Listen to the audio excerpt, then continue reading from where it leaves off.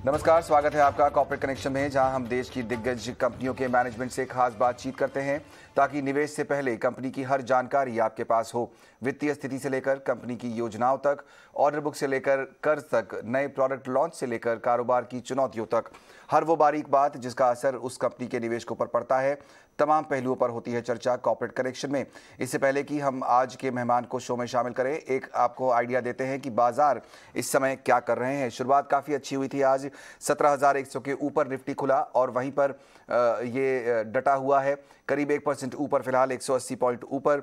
600 अंकों की तेजी आपको सेंसेक्स में दिखाई देगी। हालांकि ये बढ़त हमने देखा था कि दोपहर में बढ़ गई थी, लेकिन उसके बाद कुछ गिरावट आई, लेकिन बहुत ज़्यादा नहीं। बैंक निफ्टी आज करीब 1.5% ऊपर है और यही वजह है कि आज निफ्टी में अगर आप टॉप गेनर्स देखें तो आपको बैंक ही नजर आएंगे।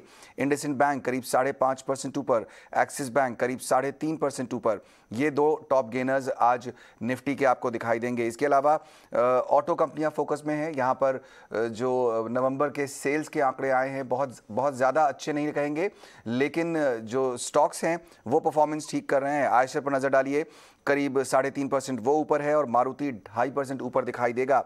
Doctor Reddy's, IOC, Divi's lab, ये वो स्टॉक्स हैं जो पिछले दिनों काफ़ी चल गए थे, इन पर आज दबाव बनता दिखाई देगा।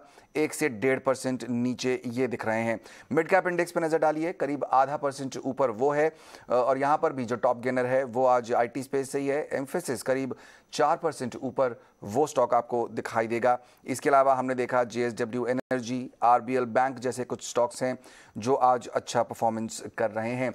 तो ये रहा बेसिक बाजार का हाल। फिलहाल फोकस करेंगे अब कॉर्पोरेट कनेक्शन में आज के मैनेजमेंट पर। हमारे साथ जुड़ रहे हैं माइंडस्पेस रीट के मैनेजमेंट और हमसे बातचीत के लिए हमारे साथ हैं कंपनी के सीईओ विनोद रोहिरा। साथ ही शेयर पर फंडामेंटल राय देने के लिए मार्केट के एक्सपर्ट भी हमारे साथ होंगे। इस बातचीत को शुरू करने से पहले आइए आपको कंपनी के बारे में कुछ जानकारी दे देते हैं।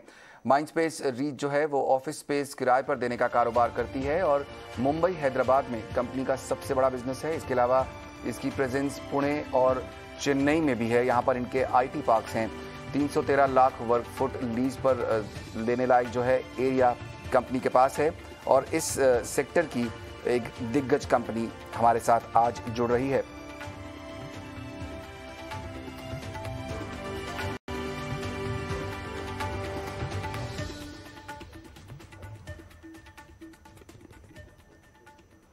और हमारे साथ विनोद रोहिरा जी जुड़ रहे हैं। विनोद जी, बहुत बहुत स्वागत ईटी नाउ स्वदेश पर आपका। सबसे पहला सवाल इस समय जो हर कोई जानना चाहता है वो ये कि रीओपनिंग की चर्चा लगातार चल रही थी, कंपनियां वापस आ रही हैं, फिर से बिजनेस शुरू होने की बात हो रही है, लेकिन इस बीच में अब कोविड का एक नया वेरिएंट बाजार में आ गया है। आप ग्राउंड रियलिटी को काफ़ी क्लोजली देखते हैं, किस तरह के फीलर्स आपको मिल रहे हैं? क्या कंपनीज अभी भी वापस अपने एम्प्लॉयज़ को बुलाने को तैयार हैं? क्या फिर से ऑफिसेज खुलने की तैयारी दिख रही है? तो अगर आप इंडिया का फुटप्रिंट देखते हैं, ऑफिस का जो क्यूमुलेटिव ऑफिस फुटप्रिंट है, 80% ऑफ दैट ऑफिस फुटप्रिंट सब टेक्नोलॉजी कंपनीज है और वो टेक्नोलॉजी कंपनीज अभी तक सिर्फ 8 से 10% ही सीट पे आए हैं। बाकी सारे वर्क फ्रॉम होम एंड बाहर के टूल्स एंड इनेबलर्स से काम कर रहे हैं। अगले 2 महीनों में हमने देखा है कि ये लगभग डबल हो चुका है फिजिकल ऑक्यूपेंसी और ये बढ़ने की तादाद पे है। मेरे हिसाब से अगले 3-4 महीनों में 25 से 30% लोग अपने डेस्क पे बैठे होंगे। आप टेक्नोलॉजी कंपनी से हट जाइए और सीबीडी ऑफिसेज अगर आप देखते हैं इंडिया में, मुंबई, दिल्ली, सब जगह पे 80-90% ऑक्यूपेंसी ऑलरेडी ऑफिस में आ चुकी है और ये नंबर कम होने के कोई आसार नहीं दिख रहे। जितने भी क्लाइंट्स हैं विनोद जी, उनसे आपकी चर्चा होती होगी, जैसा आप बता रहे हैं कि लोग अब लौट के आ रहे हैं, तो जाहिर तौर पर वैक्सीनेशन हमारे देश में काफ़ी तेज़ी से बढ़ रहा है। एक बड़ी पॉपुलेशन सिंगल डोज वैक्सीनेशन ले चुकी है, एक बड़ी पॉपुलेशन है 30% के आसपास जो डबल डोज वैक्सीनेटेड हैं। तो क्या ये माना जाए कि अब जिस रिकवरी की हम बात कर रहे हैं वो अब ट्रैक पर है? जैसे आप बता रहे हैं कि कंपनीज भी लौट कर आ रही हैं, तो आपके सेक्टर के लिए रिकवरी वापस ट्रैक पर है? तो हमारा सेक्टर, पहले हमको 2 मिनट इस पे स्पेंड करना चाहिए। हमारा सेक्टर का ऑक्यूपायर कौन है? 80% हमारा ऑक्यूपायर टेक्नोलॉजी कंपनीज है और ये सारे टेक्नोलॉजी कंपनीज ग्लोबल कंपनीज है और ये सारे global companies global services render कर रहे हैं इंडिया से। और वो पूरे अगले 18 महीनों में जो पास्ट 18 मंथ्स हमने देखे हैं, वर्स्ट सिनारियो ग्लोबली, इंडिया ने बेस्ट परफॉर्मेंस किया है और बेस्ट डिलीवरी किया है ऑफ सर्विसेज। उससे बहुत कॉन्फिडेंस आया है ग्लोबल कंपनीज को, और इसीलिए आप अगले लास्ट 6 महीने का परफॉर्मेंस अगर आप टेक्नोलॉजी कंपनीज का देखेंगे, उनकी एम्प्लॉयमेंट हैज गॉन अप 10, 15, 20%, और उनका revenue has gone up tremendously, and they are seeing tremendous amount of growth. और वो ग्रोथ आने से automatically need for space translate हो रहा है, और वो अभी स्टोरी ग्राउंड पे आना शुरू हो चुका है। और अभी तो हम जो नया वेरिएंट देख रहे हैं, फॉर्चुनेटली अगर प्रोटोकॉल्स राइट टाइम पे इंट्रोड्यूस हो जाते हैं, we will be able to scuttle this अच्छी तरह से। बट बिजनेस एज यूजुअल है, उनका रेवेन्यू ग्रो हो रहा है, एम्प्लॉयमेंट ग्रो हो रहा है, technology needs from India grow हो रहे हैं, तो वो ट्रैजेक्टरी बहुत स्ट्रांग है। बिल्कुल विनोद जी, जैसा आपने भी कहा कि आईटी स्पेस के बहुत सारे जो कंपनीज हैं उनके एम्प्लॉयज़ अभी भी वर्क फ्रॉम होम मोड में हैं, और धीरे धीरे वहाँ पर आपको दिख रहा है कि लोग वापस आएंगे, ऑफिस ज्वाइन करेंगे। जो वर्क फ्रॉम होम मोड है उसमें हमने देखा कि बहुत सारे लोग अपने अपने घर चले गए, छोटे शहर चले गए, क्योंकि बम्बई, दिल्ली जैसे जो बड़े महानगर हैं वहाँ पर हमारे देश के काफ़ी सारे छोटे शहरों से लोग आते हैं, और उसके बाद जब आप वर्क फ्रॉम होम कर देते हैं तो ये एक ऑप्शन मिल जाता है कि आप छोटे शहर में वापस चले जाएं।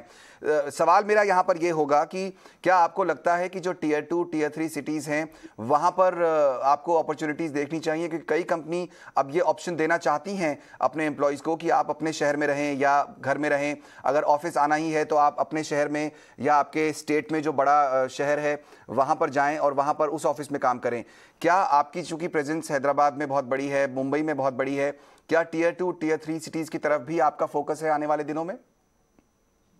तो सबसे इंपॉर्टेंट चीज हमको समझना है, हमारा वर्कफोर्स क्या है टेक्नोलॉजी फुटप्रिंट में, और वो क्या काम कर रहा है। एवरेज एज इंडिया में 27 साल है टेक्नोलॉजी फुटप्रिंट वर्कफोर्स, और वो सारे बच्चे जो टायर 2, टायर 3 सिटीज से एक नई लाइफ बनाने की इच्छा लेके बड़े सिटीज में आते हैं। उनको सोशल इंफ्रास्ट्रक्चर चाहिए, उनको एंटरटेनमेंट चाहिए, उनको रिक्रिएशन चाहिए, उनको नेटवर्किंग चाहिए, उनको ग्रोथ चाहिए। वो उनको टायर 2 और टायर 3 में वो स्केल पे कभी नहीं मिल सकता, बिकॉज इंफ्रास्ट्रक्चर और डेवलपमेंट जो बिग सिटीज में हो रहा है वो पेस टायर 2 और टायर 3 नहीं कैचअप कर पा रहा है। इसीलिए आप देखोगे ट्रांजिशन जो गया था रिवर्स इनटू टायर 2, टायर 3, वो अभी फिर से वापस इंप्लॉइज सिटीज में आना वापस शुरू हो गए।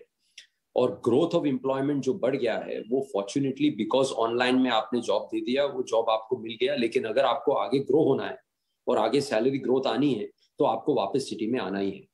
और एक सबसे बड़ा इंपॉर्टेंट चीज हमको समझना है कि ये जो 27 साल के जो लोग बच्चे हैं जो काम कर रहे हैं, मिलेनियल्स हैं जो काम पे आ रहे हैं, उनको कॉफी से लेके ब्रेकफास्ट से लेके लंच से लेके डिनर और एंटरटेनमेंट सारा कंपनी देती है। और वो pickup, drop, accommodation, environment, social infrastructure, वो सारा उनको बिग सिटीज में ही मिलता है। वो टायर 2 और टायर 3 में फ्रस्ट्रेट हो जाते हैं, बिकॉज पूरा टाइम स्क्रीन देखने के बाद उनको कुछ करने को है ही नहीं। उनका नेटवर्किंग जो उनके कलीग्स है एक्सेट्रा एक्सेट्रा, वो अलग अलग जगह में बिखर चुके हैं। वो सारे लोग सिटी में वापस आना चाहते हैं बिकॉज वो एनर्जी उनको टायर 2, टायर 3 में नहीं मिलने वाली। सो इसीलिए फोकस हमारा कंटिन्यूस टायर 1 सिटीज पे ही रहने वाला है, कि डिमांड वहीं पे वापस आएगी। तो टीयर 1 सिटीज़ हैं जहां पर डिमांड आने वाले दिनों में और बढ़ेगी, जैसा आप बता रहे हैं। इंडस्ट्री की बात हम लोग कर रहे थे विनोद जी, तो एक जो व्यू निकल के आ रहा है वो ये कि चूंकि अब रिकवरी की शुरुआत हो रही है, इकोनॉमी यहां से वापस ट्रैक पर आ रही है, तो हमने देखा कि रेजिडेंशियल जो स्पेस है वहां पर ग्रोथ काफ़ी अच्छी दिखाई दे रही है। हमने कई कंपनी से बात की, उन्होंने बताया कि अब एक्चुअली लोग बाहर आ रहे हैं और घर खरीद रहे हैं फिर से। कमर्शियल स्पेस में आप एक्सपर्ट हैं और आपकी कंपनी वहां एक्सपर्टीज रखती है। मैं जानना चाहता हूं कि किस तरह के नए क्लाइंट्स आपने जोड़े हैं, क्या नई कंपनियां आपके पास आ रही हैं और वो स्पेस, कमर्शियल स्पेस ऑक्यूपाई करना चाह रही हैं? बिल्कुल, हमने पहले 2 क्वार्टर्स में 4.4 मिलियन स्क्वायर फीट लीजिंग किया है, और 4.4 million square feet leasing is big. वो इसीलिए लीज हुआ है क्योंकि हम कंपनीज का ग्रोथ कंसोलिडेशन मॉडल ऑलरेडी देख रहे हैं ऑन द ग्राउंड, और यही स्टोरी आगे चल के आपको अगले फ्यू क्वार्टर्स में और दिखने को मिल जाएगी अक्रॉस ऑफ इंडिया। कौन से क्लाइंट्स आपने ऐड किए हैं फिलहाल पिछले कुछ समय में? यस, बहुत सारे क्लाइंट ऐड किए हैं, technology services, financial services, GCCs, जीआईसीज, टेलीकॉम जायंट्स, सब ने जगह ली। बिल्कुल, और यहाँ से ही अगला सवाल निकल के आता है कि जो रेंट हैं आप लोगों के, उन पर अभी इस समय जो व्यू है वो क्या है? जो नए क्लाइंट्स आ रहे हैं, क्या वो नेगोशिएट करना चाह रहे हैं करंट रेंट को, या आपको एट पार रेंट मिल रहे हैं इस समय जो पहले मिलते थे? तो दो चीजें बदली हैं। सबसे पहले grade A quality building he client ढूंढ रहा है। जो ग्रेड ए क्लाइंट है वो कॉम्प्रोमाइज नहीं करना चाह रहा है, उसको stand alone strata title building में नहीं जाना है। हेल्थ एंड सेफ्टी प्रोटोकॉल उसके लिए पैरामाउंट है, उसको सस्टेनेबिलिटी फुटप्रिंट चाहिए। वो सारी चीजें उसको बहुत कम एसेट्स में दिखने को मिल रही, इसलिए उनके choices for grade A diminish हो गए। और जब वो इस पैंडेमिक की इन्वायरमेंट में ग्रोथ ले रहा है तो ऑब्वियसली उसको पता है कि उसको रेवेन्यू चाहिए और ग्रोथ चाहिए, और उसीलिए उसको रेंट का कोई प्रेशर नहीं है, बिकॉज रेंट 3-4% है उसके रेवेन्यू का, उसको कोई फर्क नहीं पड़ने वाला है। इनफैक्ट ही इज आस्किंग मुझे बेस्ट क्वालिटी एसेट चाहिए, और बेस्ट क्वालिटी एसेट्स बहुत कम है। आपने पहले सवाल उठाया था रेजिडेंशियल डिमांड का। रेजिडेंशियल डिमांड ऊपर जाने की वजह से जितने सारे लैंड जो टेंटेटिव थे लैंड ओनर्स के हम कमर्शियल बनाएंगे, रेजी नहीं बिक रहा है, वो सारे ड्रॉइंग बोर्ड पे चले गए वापस रेजिडेंशियल बनाने को। नया सप्लाई कमर्शियल का थम गया। ग्रेड ए सप्लाई कोई नहीं बना रहा है, बहुत कम लोग चुन के ग्रेड ए सप्लाई बना रहे हैं, और स्पेक्यूलेटिव सप्लाई नहीं आ रहा है कमर्शियल रियल एस्टेट। इसीलिए ये बहुत बड़ा अपॉर्चुनिटी हो जाता है to build quality real estate to attract quality tenants, and यही अगले 2-3 साल में आपको दिखने को मिलेगा। जी विनोद जी, लेकिन फिर भी जो सवाल मैं पूछ रहा था, थोड़ा सा अगर उस पर और क्लैरिटी दे सकें। जो रेंट आप पहले प्री कोविड टाइम में कमांड कर रहे थे, अब जो नए लोग आ रहे हैं, नए क्लाइंट्स आ रहे हैं, वो उस पर नेगोशिएट कर रहे हैं, या आपको एट पार रेंट्स अभी भी मिल रहे हैं? बिल्कुल नहीं, we are getting the rents that we had envisaged and we are getting better rents going forward. Okay, that is a good sign, I'm sure for the company. 4 बड़े शहरों में आपका बिजनेस है विनोद जी। मुंबई और हैदराबाद तो काफ़ी बड़ा बिजनेस है, चेन्नई में आप हैं, पुणे में आपका प्रेजेंस है। ये जानना चाहेंगे कि ये जो सारे एरियाज़ हैं, रेवेन्यू में किस किस तरह से कंट्रीब्यूट करते हैं ये सारे एरियाज़?